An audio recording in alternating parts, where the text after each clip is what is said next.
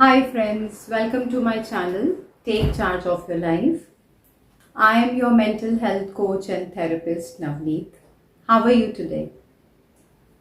जैसे आपको पता है कि मैं मेंटल हेल्थ के बारे में बात करती हूँ और मैंने अपने कुछ पिछले कुछ वीडियोस में अटैचमेंट स्टाइल्स के बारे में बात की थी कि हम लोग जो एडल्टहुड में हम जैसे बिहेव करते हैं, जो हमारा बिहेवियर होता है या जो हमारा एक पर्सनालिटी बन जाती है, वो बेस्ड होती है हमारे चाइल्डहुड पे।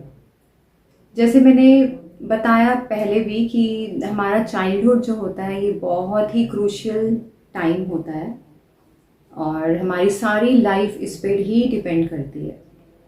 जिस तरीके से हमें पाला जाता है या जिस तरीके से हमारी केयर की जाती है बचपन में, जो रिलेशनशिप हमारा अपने पेरेंट्स के साथ बनता है, या जो पेरेंट्स अगर नहीं है तो जो हमारे केयर गिवर्स हैं, हमारे मतलब ग्रैंड पेरेंट्स हो गए या हमारी और जो एक्सटेंडेड फैमिली होती है, उनके साथ जैसा रिलेशनशिप हमारा बनता है बचपन में या जैसा उनका बिहेवियर होता है हमारे लिए, वैसे ही हमारा एडल्टहुड बन जाता है।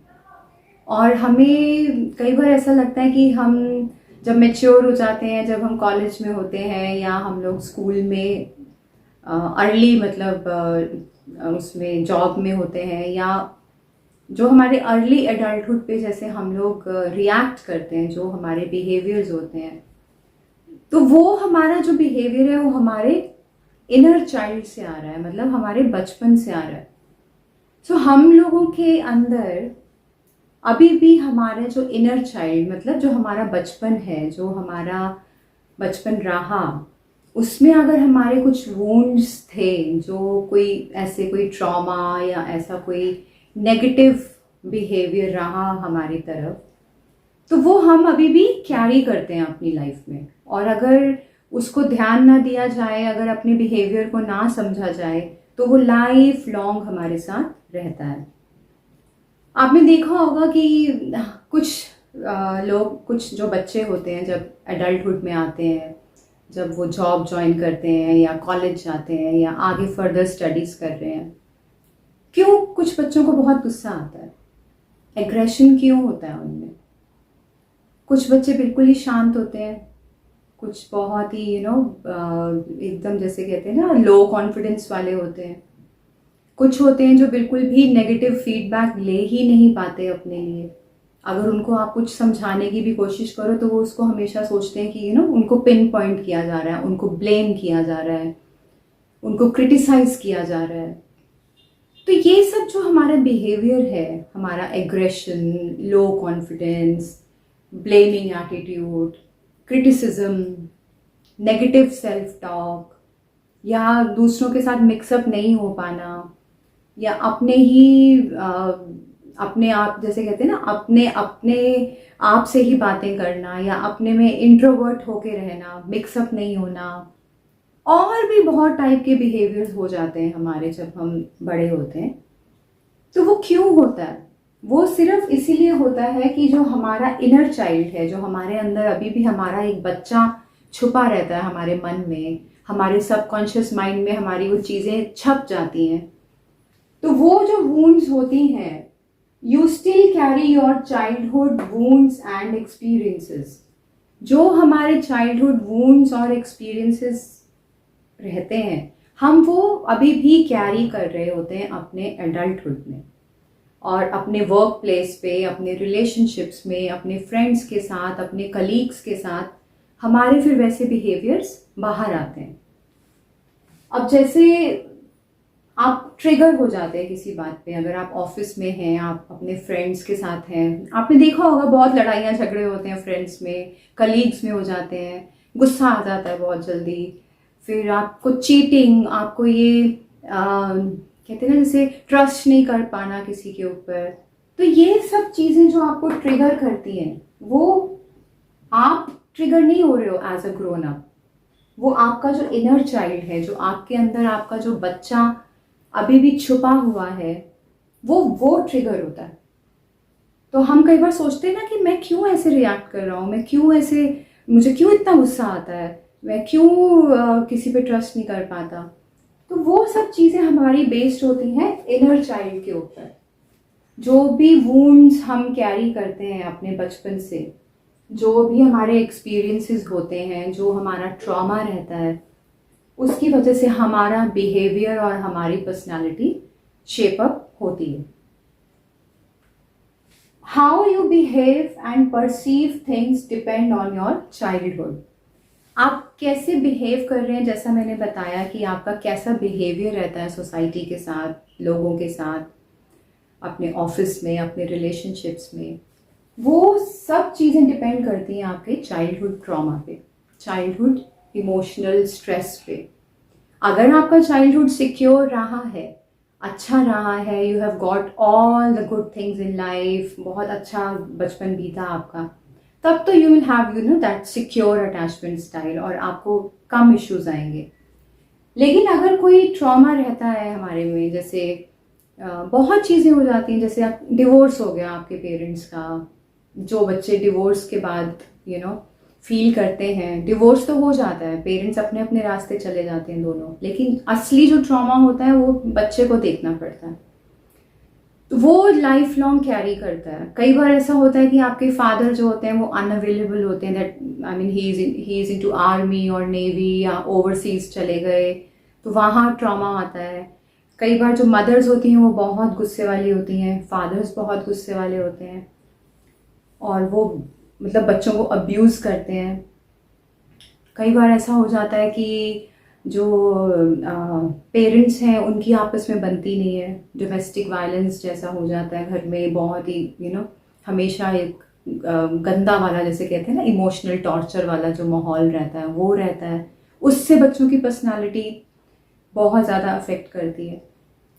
फिर उसके बाद हो जाता है ऐसा कि जैसे आपको किसी ने फिजिकली आपको अब्यूज़ किया हो, सेक्सुअली अब्यूज़ किया हो, आपके रिश्तेदारों में से किसी ने या आपके नेबर्स में से या फ्रेंड्स में कुछ ऐसी बात हो गई हो, या हमेशा आपको नेगेटिव सेल्फ टॉक बोली जाती है कि भाई तू तो है ही ऐसा, तू तो ऐसा ही रहेगा, तुम तो पढ़ ही नहीं सकते, ऐसी बातें यू नो हमेशा नेगेटिव आपके दिमाग में भरा जाता है, एनकरेजमेंट नहीं दिया जाता।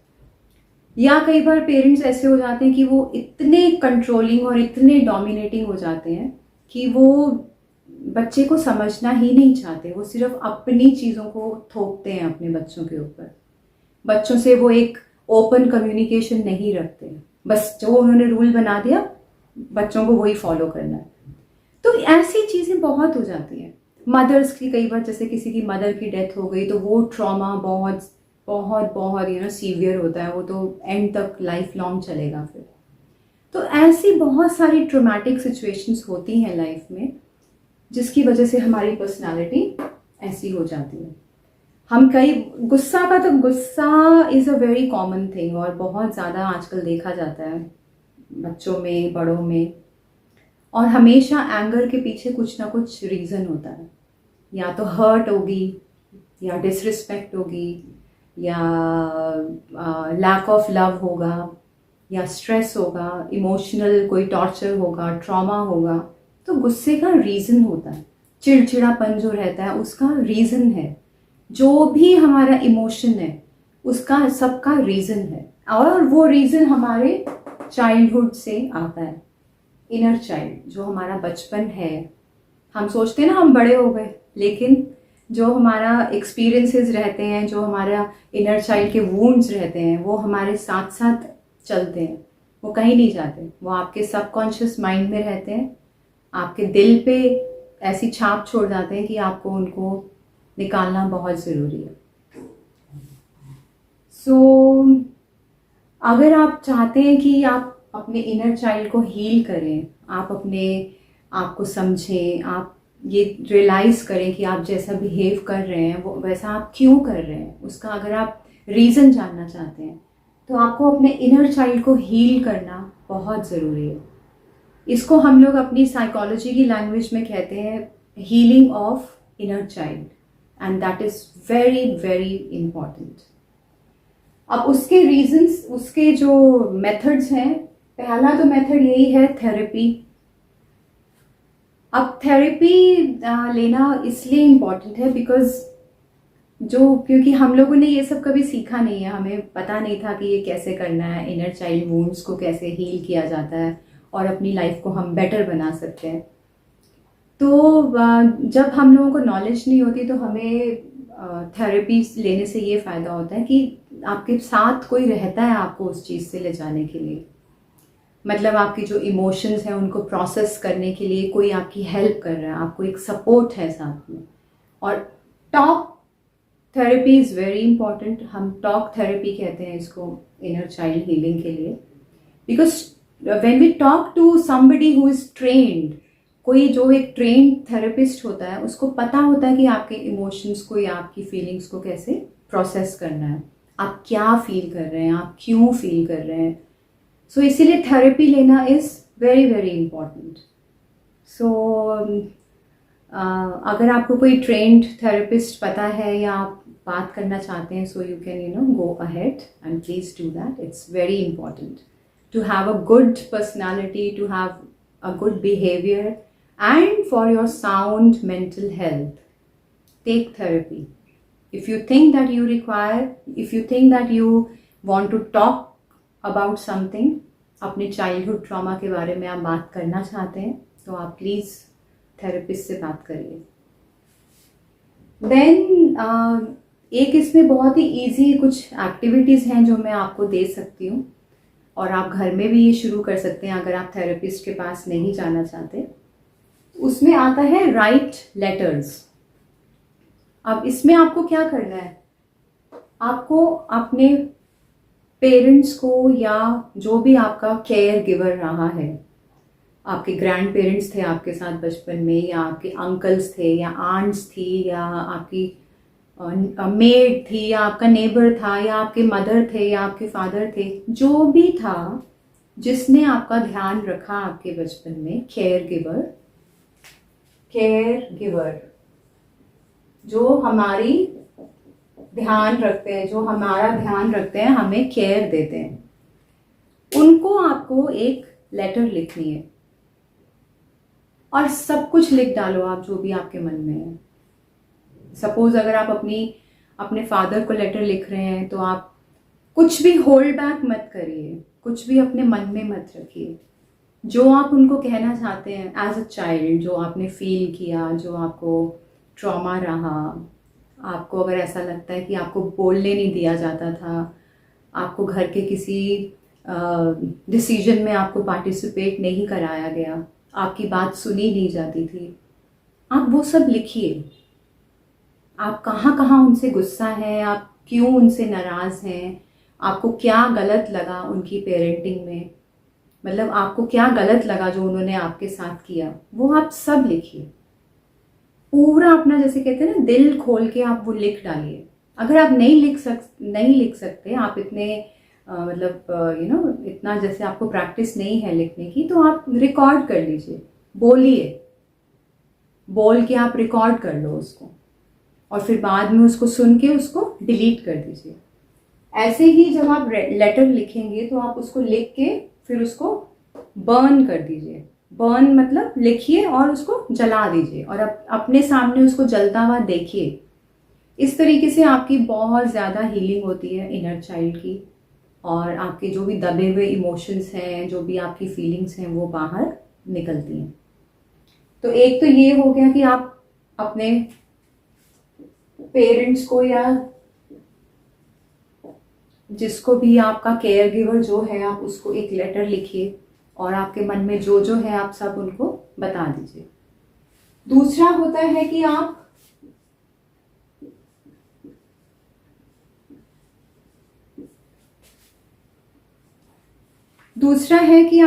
खुद को लेटर लिखिए, अपने छोटे सेल्फ को। जैसे आज मैं बड़ी मतलब इतनी मैच्योर हो गई, बड़ी हो गई, तो मेरा जो बचपन है, मतलब जहाँ मैं 10 साल की हूँ या 12 साल की हूँ या उससे भी छोटा अगर मुझे याद है कुछ, तो उसको, उस सेल्फ को, उस छोटे सेल्फ को, छोटी नवनीत को या छोटा जो भी आपका नाम है, उस छोटे बच्चे को आप लेटर लिखिए और उसमें आप उसको एज अ पेरेंट उसको समझाइए। जैसे मतलब कि आप खुद पेरेंट हैं और वो आपका बच्चा है, तो जैसे अगर मेरे बचपन में कोई ऐसा इंसिडेंट रहा कि मेरे पापा ने मुझे मारा और मुझे वो बुरा लगा बहुत, तो मैं खुद को ये लेटर लिखूंगी कि आई एम सॉरी कि मैंने तुम्हें ऐसा ट्रीट किया, मैंने तुम्हारा ध्यान नहीं रखा, या मुझे गुस्सा आया और मैंने तुम्हें थप्पड़ लगा दिया, आई एम सॉरी। तो आप खुद पेरेंट बन के अपने उस छोटे से बच्चे को जो अंदर नाराज है या जो अंदर गुस्से में है या डरा हुआ है या वो परेशान है, उसको आप एज अ पेरेंट उसको प्यार कीजिए, उसको लेटर लिखिए, आपकी जो जो फीलिंग्स हैं। आप ये लिख सकते हैं कि मैं अगर मेरे हाथ में होता या मैं अगर बड़ा होता तो उस टाइम मैं तुम्हें ऐसा कभी भी फील नहीं होने देता, मैं कभी भी तुम्हें ऐसे ट्रीट नहीं करता, I am sorry for that. तो ऐसा फुल ऑफ इमोशंस, जैसे जैसे आपको जो जो इंसिडेंट याद आएगा, आप उसको लिखिए और अपने आप को बहुत कंपैशन और बहुत ही काइंडनेस के साथ डील करिए। जो वो आपका छोटा बच्चा है जो आपके अंदर है, आपके दिमाग में है, आपके दिल में है, उसको बहुत प्यार से, बहुत कंपैशन से उसको आप समझाइए कि ऐसा हुआ तो I am sorry for that, आगे से ऐसा नहीं होगा, मैं तुम्हारा बहुत ध्यान रखूँगा, है ना। तो जो भी हम लोग, जैसा भी हमारा बिहेवियर होता है, वो हमारा एक्चुअली में लैक ऑफ लव है, lack of love and lack of attention. मतलब जो बचपन में हमें जितनी केयर मिलनी चाहिए थी वो नहीं मिली, जितना प्यार मिलना चाहिए था वो नहीं मिला, तो वो आज दीजिए आप अपने आप को। अगर बचपन में नहीं मिला तो आज दीजिए आप अपने आप को, ताकि जो आपका इनर चाइल्ड है वो खुश हो सके, वो दोबारा से एक अच्छी ज़िंदगी जीना चाहे, रिलैक्स्ड हो जाए, उसके जो भी ट्रॉमास हैं वो हील हो जाए। आप देखिएगा, अगर आप अपने इनर चाइल्ड हीलिंग शुरू करते हैं, अगर तो किसी थेरेपिस्ट के साथ करते हैं तो बहुत ही अच्छी बात है, लेकिन अगर आप खुद भी करते हैं तो आप देखिएगा कि आपको कुछ टाइम बाद कितना अच्छा लगेगा और आपका बिहेवियर और आपकी लाइफ टोटली चेंज हो जाती है। सो inner child healing is a must in psychology. अगर आप अपने बिहेवियर पैटर्न्स को चेंज करना चाहते हैं, अपनी लाइफ को बहुत बेटर और फर्दर सक्सेस की तरफ लेके जाना चाहते हैं, तो इनर चाइल्ड हीलिंग करना मस्ट है, बहुत ज़रूरी है। Okay guys, so I hope कि आपको मेरा पॉइंट समझ में आया होगा कि इनर चाइल्ड हीलिंग क्या होती है। If you have any queries, if you have any doubt, you can write to me, you can email me, or you can comment. So, and if you think that you need a therapist to talk to, you can contact me. All right, please like and subscribe my channel. Thank you. Bye.